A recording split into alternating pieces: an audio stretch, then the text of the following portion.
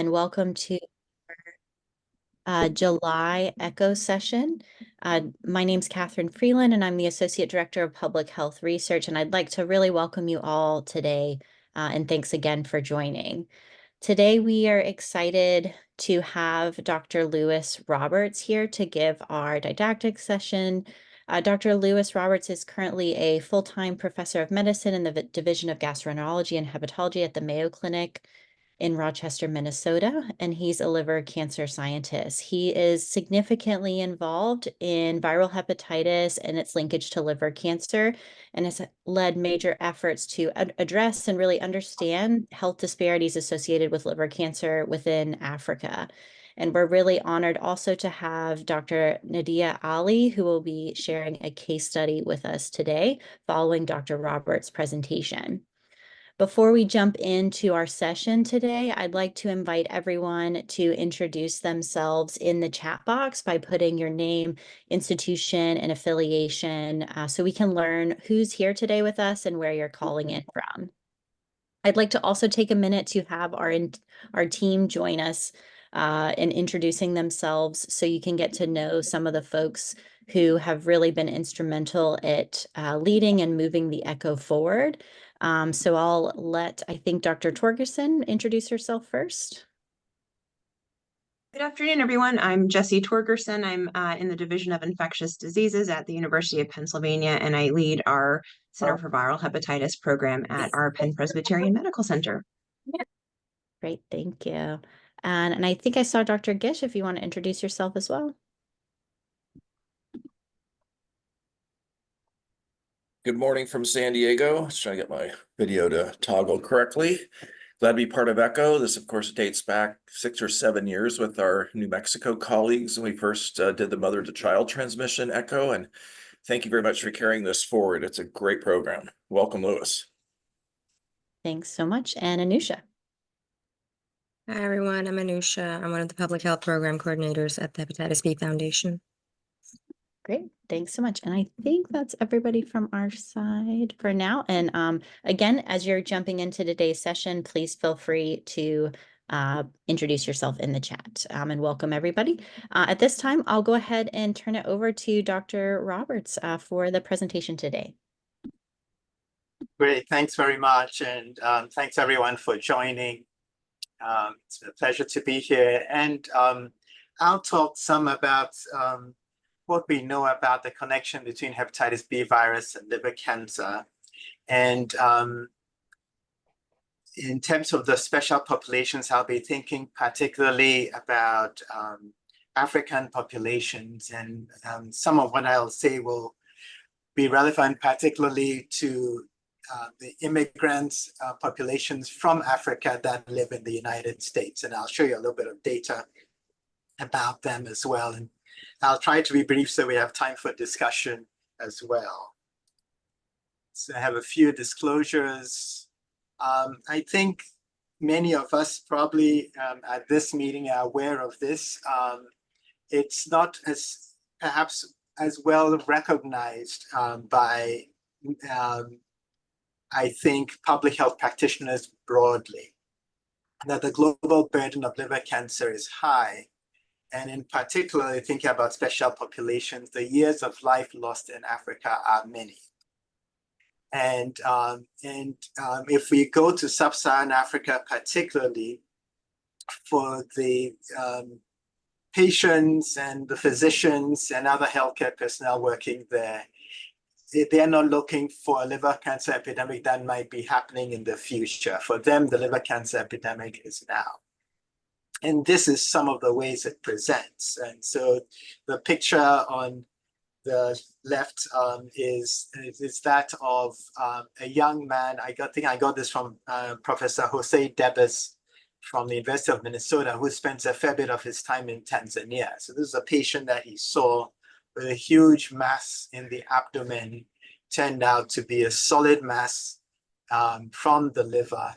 And you can see how how debilitating it must be for a person to have a huge solid mass of that size, and with attendant pain and other symptoms, abdominal swelling, You can palpate this mass. If you put your hand on it, you can actually feel with each pump of the heart, you can feel the blood flowing rapidly through this mass. And if you listen to your stethoscope, you can hear the whoosh, whoosh, whoosh of the blood with each pump of the heart. And so these are very vascular. Also, we have a very rich blood supply and very typical of liver cancers. Then about 5 or 6 years ago, I was in Ghana giving a talk, and one of the people who attended the talk came up to me afterwards and showed me this picture, which was a liver ultrasound from one of his patients, an 18-year-old woman with chronic hepatitis B. And the hazy things that you see in the middle here are probably multiple masses of liver cancer in this relatively young person. And I was recently with Dr. Teresa Fowler, who she's an internist from Atlanta, who a couple of times a year goes and spends about a month in northern Ghana. In the region that she spends time in, somewhere between 15 and 20% of adults have chronic hepatitis B. And she said, this is how they present, a relatively young person with a really large abdomen. And sometimes because of the chronic liver disease, they also have fluid in the abdomen. And you can see that this gentleman is also receiving a tap of the fluid. And then finally, this is one of the times she was visiting, and you can see this was in 2021. A person who was apparently stated to be aged 14 years that she saw. And this is the birth certificate that she signed at the hospital that she works at in Nalarigo in northern Ghana, on a 14-year-old adolescent. So if we look at the information that we have from the International Agency for Research on Cancer of the World Health Organization, looking at incidence of cancers, lung cancer is the most common cancer in terms of the number of cancers that are diagnosed each year, about almost 2.5 million. And you can see of the top cancers, liver is number 6 with about 870,000 cases a year. In terms of deaths, though, you can see, yes, there's a 1.8 million deaths a year in lung cancer, but what we call the mortality ratio, the likelihood that a person who's diagnosed with lung cancer will die within a year of diagnosis is about 73%. So lung cancer, we tend to think of as a pretty lethal cancer. If 2/3 of people with it will die within a year. But look here at liver cancer. 87% of people who are diagnosed with liver cancer will die within that same year. So of the major cancers, this is the most lethal. Another way of thinking about it is that only 13% of people diagnosed with liver cancer will survive a year. And liver cancer deaths globally are highest in Africa and Asia. And so this shows you where, we have high rates of hepatitis B, particularly in Asia, but high rates of hepatitis B also in sub-Saharan Africa, and for hepatitis C in Egypt particularly.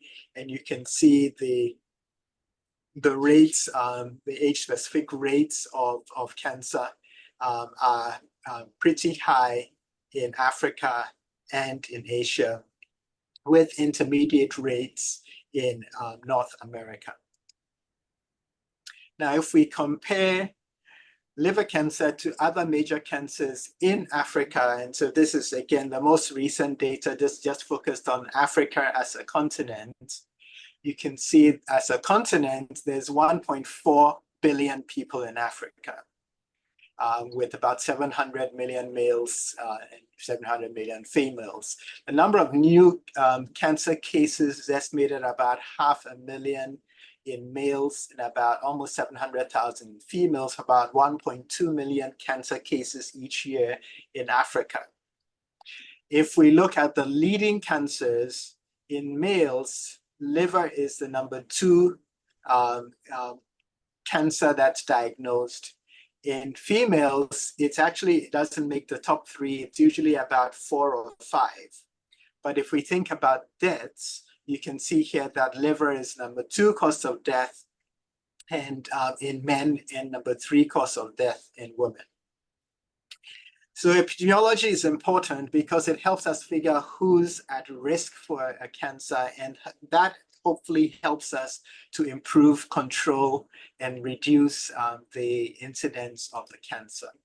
And just very briefly, when we think about the epidemiology of liver cancer in terms of its causes, we've been talking about viral hepatitis already. Viral hepatitis is important, and viral hepatitis B accounts for of the causes of the cases that are caused by viral hepatitis. Hepatitis B accounts for perhaps 80% of those cases. And then we know that people who have a family history of liver cancer are more likely to get liver cancer themselves. So there's a genetic component, an inherited component. We also know that diet and the environment are important. And in sub-Saharan Africa and parts of Asia, dietary aflatoxin that is from fungal contamination of grains is pretty common. So of corn particularly, or peanuts, you get a fungus, aspergillus, that contaminates these if they are not dried properly. And the moist grains grow the fungus, the toxin is produced. And so if you eat those grains, then you're exposed to the toxin. And we know that aflatoxin is synergistic with hepatitis B, for example, in causing liver cancer. So if you're exposed to aflatoxin alone, it gives you maybe a 4-fold increased risk of liver cancer. If you're exposed to hepatitis B alone, perhaps an 8-fold increased risk. If you have exposure to aflatoxin and hepatitis B, you have about a 60-fold increased risk of developing liver cancer. Aristolochic acid, we see exposure for in Asia, particularly. It is derived from an herbal product called Chinese wild ginger that was used in the past. And it seems that there is still some exposure that's ongoing that was used as a medicinal plant. And it's one of the most mutagenic compounds known to man. And so, of course, it causes mutations in the liver cells and predisposes to cancer.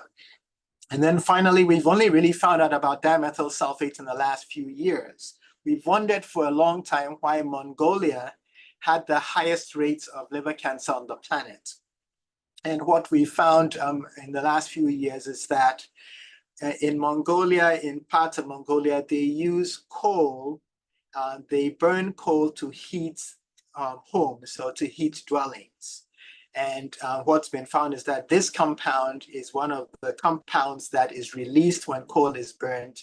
And you can actually see signals in liver cancers in patients from Mongolia from exposure to this compound. So these exposures are significant contributors to risk of cancer. And then there's lifestyle factors: obesity, diabetes, alcohol use, and smoking.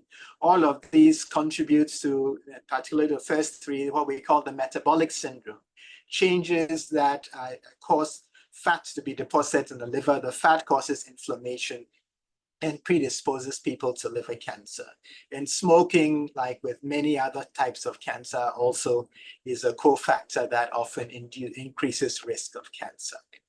So these are lifestyle factors, all in a negative sense.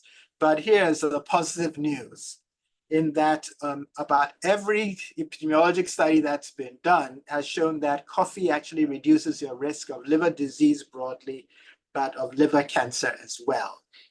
And so for those of us who like to drink coffee, good news. And the recommendation is that we all drink at least a couple of cups of coffee a day. And so let's go back to, I think places where we see lots of cases of cancer in sub-Saharan Africa.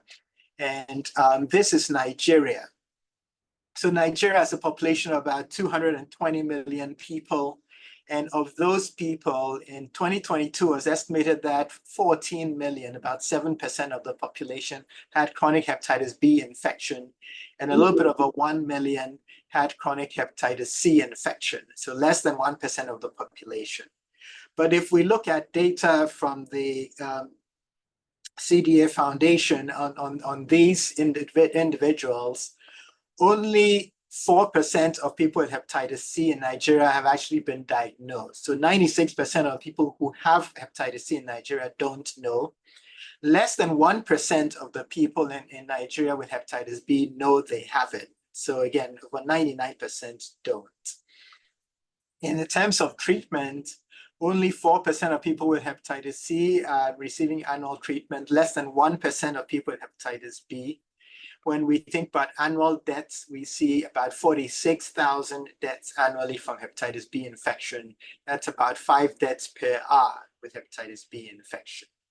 And of course, there are things we can do to prevent hepatitis B. We can give children the birth dose of hepatitis B vaccine.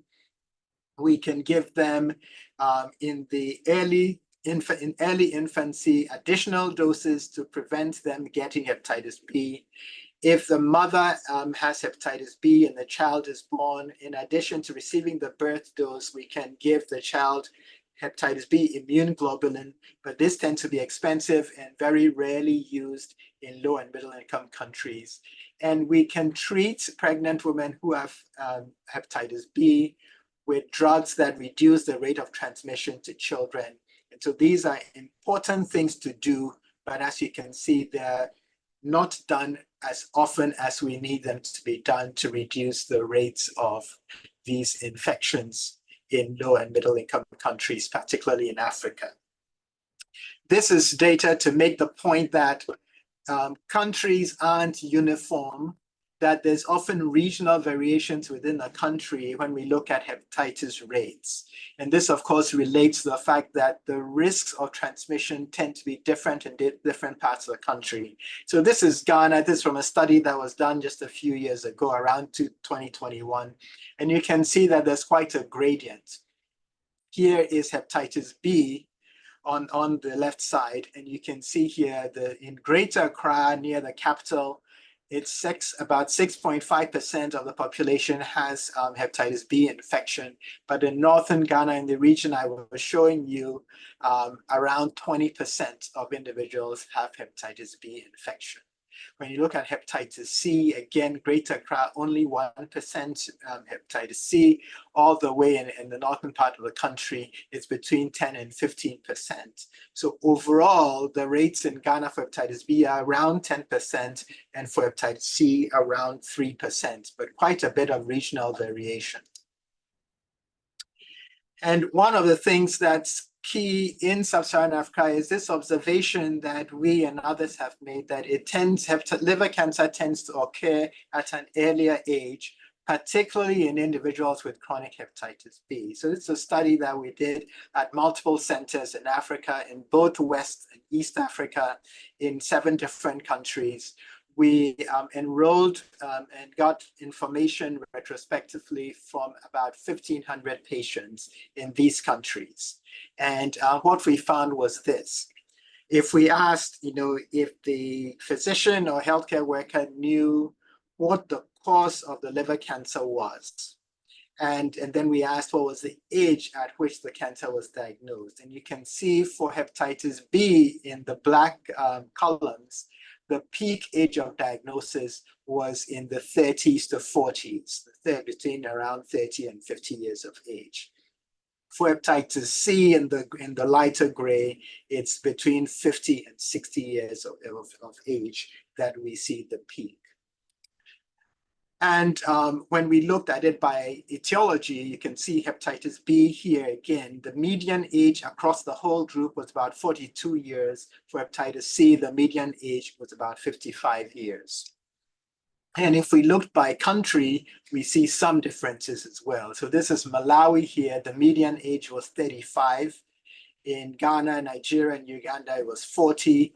Tanzania, and it was 44, Ivory Coast 46, and in Sudan, it was 58. So we can see even variations in the age of onset, even in hepatitis B-induced liver cancer. So one of the questions we asked is, what if people move from Africa to the United States? Does it make a difference in their age of diagnosis? And here you'll see that we looked at SEER data. So this is data, the surveillance, epidemiology, and end results data from the United States. But what we've done is we've mapped it by the country of birth. So these people were all diagnosed with liver cancer in the United States.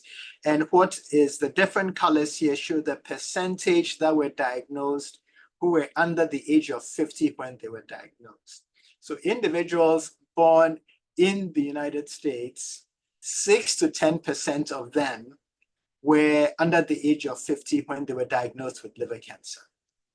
On the other hand, individuals that were born in the western, southwestern part of West Africa here, you can see more than 50% of them were under the age of 50 when they were diagnosed with liver cancer in the United States. So even though they've moved out of Africa, they in a sense have brought this characteristic of the younger age of onset of liver cancer with them epidemiologically. So let's think now about what can we do to control liver cancer? And I think what's become clear is that reducing the risk of the different factors that we know are associated with liver cancer is really important. So it's really important that we know who has viral hepatitis and can treat them so we reduce their risk. And even better, if we have populations where there's high prevalence of viral hepatitis, anything that we can do to reduce the likelihood of someone getting viral hepatitis by preventing viral hepatitis really helps. The other thing that's really important is early detection. Because what we see is that if we have someone that we know is at risk for liver cancer and we can do surveillance, we can do screening on a regular basis, what happens is that we tend to find their liver cancers at an earlier stage. If we find if we find early stage liver cancer, treatment is much more effective and less expensive than treating late stage liver cancer. And you can actually, if you find someone with late stage liver cancer, it's the chances of them living over 5 years and reaching 10 years after diagnosis are actually quite high. So really the cascade of care to control liver cancer starts with preventing the causes of liver cancer, identifying the people who are at risk, doing things to try to detect the cancer early so we can try to treat the cancer effectively. And even if the cancer is advanced, doing something to try to personalize the treatment so that we can use a treatment that works the best for an individual patient. And in this way, we can reduce the likelihood that we are giving a person a treatment that's not benefiting them and that's basically wasted. And so I use this as an example. It really reflects different countries in the world and their ability to identify people at risk and treat them. But I think it's instructive for us. So here is Japan in the blue row. Japan screens every adult for viral hepatitis B and viral hepatitis C. So they know about 90% of the people that are at risk for liver cancer in their population. They put everyone in the screening and surveillance program that is at risk for regular surveillance. In fact, they actually separate people into very high risk and high risk. People who are very high risk get surveillance about every 3 to 4 months. People who are high risk get surveillance every 6 months. And of course, as I mentioned, if you have found that early stage disease, the treatment is pretty good. Overall, 5-year survival for liver cancer in Japan is over 50%. And that's because they know who's at risk and are finding these cancers early. This is the United States here. We only know about 30% of people in the United States who are at high risk. The consequence, of course, is that even if we were putting everybody that needed to be that we know of to be at high risk in a program of early detection. And our sense is that we're doing this about 30% of the time. then, and even with the effective treatments we have, and we do have pretty effective treatments, our overall cancer control rate reflected in a 5-year survival around 17 to 20% in the United States. And then this is just an example of what we might imagine happened in sub-Saharan Africa, where, as we mentioned, less than 5% of people who are at risk know they are at risk. And so even if they had excellent early detection and effective treatment, which they don't have, we would expect that we would only see perhaps 3% 5-year survivals. And I'll show you data that suggests that it's much less than that. And so the point that I'm trying to make here, and I won't belabor it by going through these columns, is that near perfect early detection and effectiveness of treatment cannot make up for not identifying those at risk. So key to the cancer control cascade is finding these individuals who are at risk. And this study, that was the next study that we did, I think highlights this. We did a study where we not only asked, what age was the person diagnosed with, but we also asked how long did they live after diagnosis. And we did this study in more countries. I think we had 9 countries now, and we included Egypt, which is the country that perhaps recognizes that it has the biggest problem with viral hepatitis and liver cancer in Africa, and has also the resources to has actually tried to do to improve prevention, has improved treatment and care of patients with liver cancer. And we ended up in this study with about 1,200 people from Egypt and about 1,200 people from the rest of sub-Saharan Africa. And we asked the question, how long did people survive after diagnosis? And what you'll see here is that in Egypt, about the middle person in the group lived about 11 to 12 months. In the rest of sub-Saharan Africa, the middle person in the group lived about 2.5 months. So substantial improvement in survival in Egypt, where, as I'll show you here, individuals were diagnosed, more of them were diagnosed with earlier stage disease, 31% with early or intermediate stage compared to 5% in the other African countries. And in terms of treatment, 76% of people in Egypt received some treatment, whereas only 3% of people in the other African countries received any treatment. And so if we combine this with data from other countries around the world, this is Taiwan, this is Japan. Taiwan has mostly hepatitis B-induced liver cancer. Japan has mostly hepatitis C-induced liver cancer, but you can see in both places, more than 50% of the population with liver cancer survives more than 5 years. And you can see the contrast with Egypt and the rest of sub-Saharan Africa, a big difference. The gap here I call the surveillance gap. If you don't receive surveillance, you lose out on this huge potential improvement in survival. Okay, so key things about hepatitis B virus in Africa. A lot of the transmission is horizontal. It occurs immediately after birth, but before age 10. And so again, the importance of vaccination at birth and in early life is key. There are different genotypes with 2 different genotypes. Genotype E is most prevalent in West Africa, genotype A1 in East Africa. Both seem to be pretty oncogenic viruses. So we see across Africa, we saw quite high rates of liver cancer at early ages. In general, the hepatitis B DNA levels are lower in Africa than in Asia. So most West and East Africans don't meet the criteria for hepatitis B treatment. Hepatitis B, as I mentioned, is more oncogenic, more likely to cause a cancer than would be expected based on the low hepatitis B virus DNA levels that we see in Africans. And as I've just shown you, hepatitis B-induced liver cancer occurs generally at much younger ages. We've told you that only a small minority of people are aware of the hepatitis B virus infection. And so most hepatitis B virus-induced liver cancers are diagnosed at terminal stages. So what I'd like to do is, I think the point here is anything that we can do to reduce any of the risks reduces liver cancer rates, and it would be important to try to do in our populations, particularly in the populations at high risk. Couple of things I want to point out. The WHO just came out with new guidelines for treatment of individuals with chronic hepatitis B. Much of the focus of these guidelines is on expanding the eligibility for treatment, particularly in persons who are living in the low and middle income countries where particularly testing can be inexpensive or inaccessible.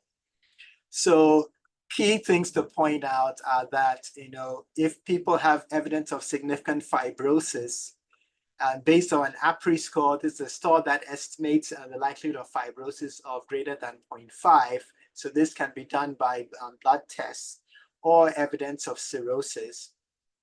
Or if the DNA can be tested, an HBV DNA greater than 2000 and a high ALT level greater than 30 for men, greater than 19 for women.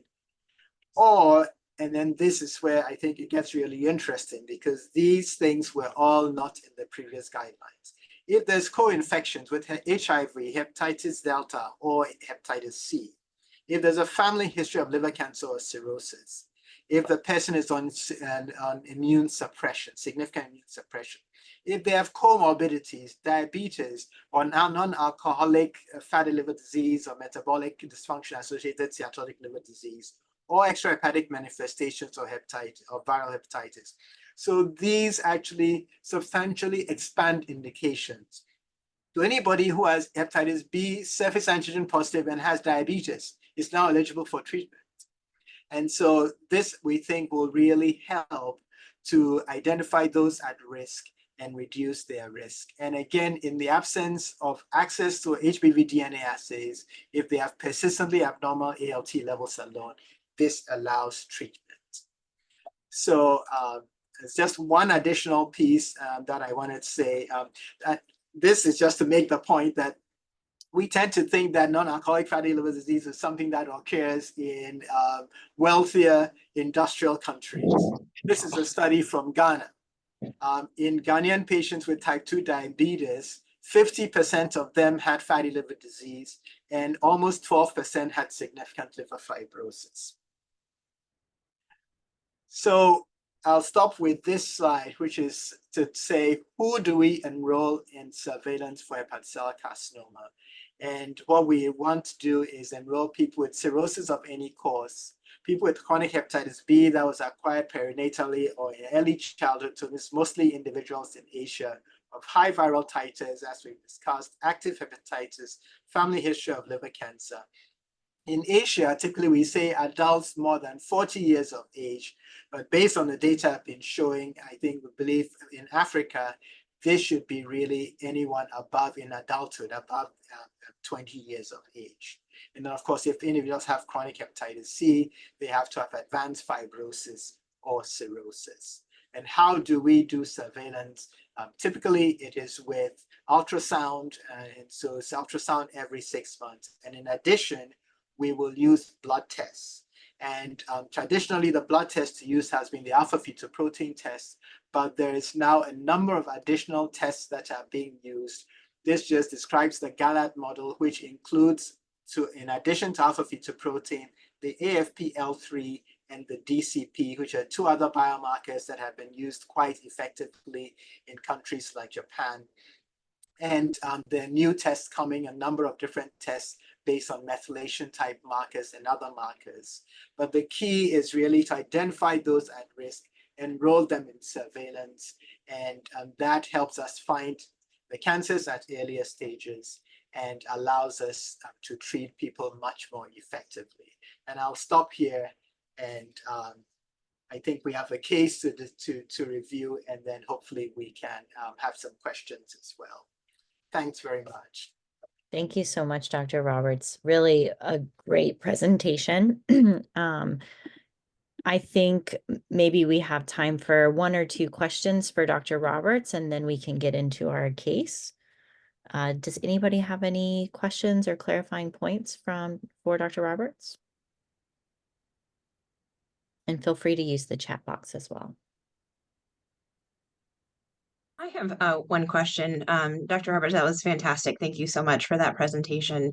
I wonder if you can comment on the accessibility of ultrasounds for HCC screening in some of these regions, and if that's also a significant barrier to enrolling these people in the surveillance profiles that you've suggested. Absolutely, that's a great question, and I think that's one of the challenges is access. And I think that it's not just access to ultrasound; it's access to healthcare broadly. So, for example, one of the things we found in a study in Ghana was that the median income of the population was about $90 a month, and so if you separated people by median income, the people who earned above the median versus people who earned less than the median, and you asked, what was the ability to actually pay for an alpha-fetoprotein test, which actually is substantially less expensive than an ultrasound. Individuals who earned less than the median income were 4 times less likely to be able to afford the alpha-fetoprotein test. So it speaks to sort of fundamental issues with the cost of care, access to care, but definitely there's a cost to ultrasound, and the cost to ultrasound is not only the financial cost, it's also the cost of the time to go to the healthcare facility, spend several hours getting the ultrasound, and getting the return of results. And so that's has been one of the pushes for the blood-based biomarkers, in that there's hopefully we can deploy blood-based biomarkers more easily and hopefully at lower cost in these regions. Thank you so much. Just another question that I had. When you're talking to patients about the surveillance that's needed to prevent liver cancer for hepatitis B, do you have any strategies that you use or that have worked to prevent loss to follow-up? Because I think this is an issue that we see a lot with hepatitis B. Yeah, I think it all starts with awareness, isn't it? So there's a huge sort of public awareness component of this, in that, I think if we look at other cancer types, there's, better recognition that surveillance is important and regular surveillance is important. And so, for example, we think about breast cancer and mammography or other types of screening. There's more of a public awareness of that, and so I think that's a core part of what needs to happen. But I think the other part, of course, is what can we do to remind people that this is something that they need to do and they need to come in to do. And so I think that's I think it's been shown that anything you can do, calling people, giving people a call, sending them a reminder, almost anything that you do that tries to re-engage them, reminds them to come in and have the testing done.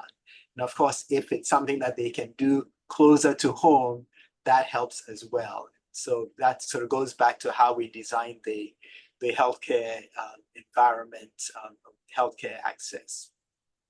Thank you.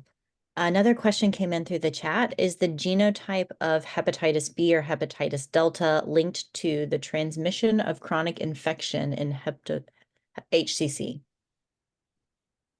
That's a great question. It appeared to be differences. And I talked a little bit about sub-Saharan Africa and the fact that much of the transmission tends to be horizontal there. And the question there is it because they have different genotypes? They have the genotypes, A1 and E, whereas in Asia, it's mostly genotypes B and C. And the question, of course, is it genotype? Is it the host genetics? Or is it something else about the environment or exposures? And then, of course, it's difficult to tease these things apart. But clearly, it's either the genotype or it's something that the genotype is associated with. And we know that, again, we see these low viral loads but we're not sure if we're seeing the low viral loads because of some interaction between the host and the virus, or whether it's solely because of the virus. Thank you. So now I'll turn it over to Dr. Ali for